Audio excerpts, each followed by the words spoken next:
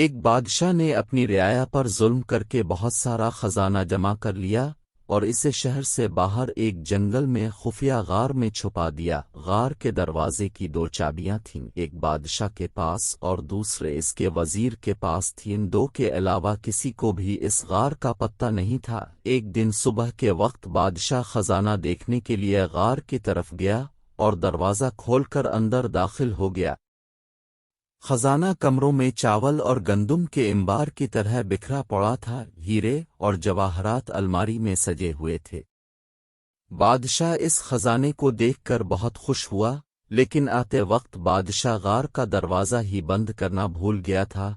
اسی وقت وزیر کا اس غار کی طرف سے گزر ہوا۔ وزیر نے جب خزانے کا دروازہ کھلا دیکھا تو حیران رہ گیا۔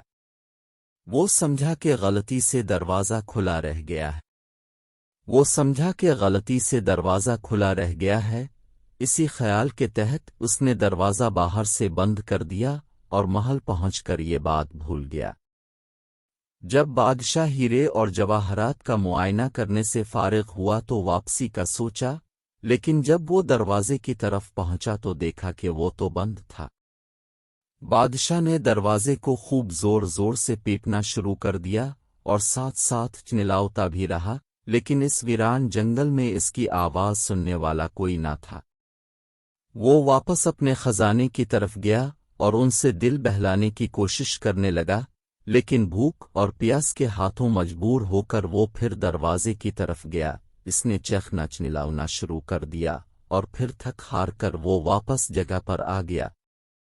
بھوک اور پیاس کی شدت اتنی بڑھ گئی تھی کہ آخر وہ ہیروں سے بھیک مانگنے لگا، یہ قیمتی پتھر مجھے ایک وقت کا کھانا دے دو۔ اسے ایسا لگا جیسے وہ ہیرے اس کی سادگی پر زور زور سے ہنس رہے ہوں۔ اس نے ایک ہیرا الفاٹیا اور زور سے دیوار پر مارا، پھر موتیوں سے اپنی فریاد کرنے لگا، یہ قیمتی موتیوں مجھے ایک گلاس پانی دے دو۔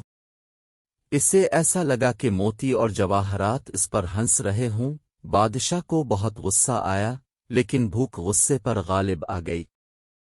آخر بھوک کی شدت اتنی بڑھ گئی کہ وہ نڈھال ہونے لگا۔ اس نے دنیا کو پیغام دینے کے لیے زمین پر کچھ لکھا۔ اس کے بعد بادشاہ کا انتقال ہو گیا۔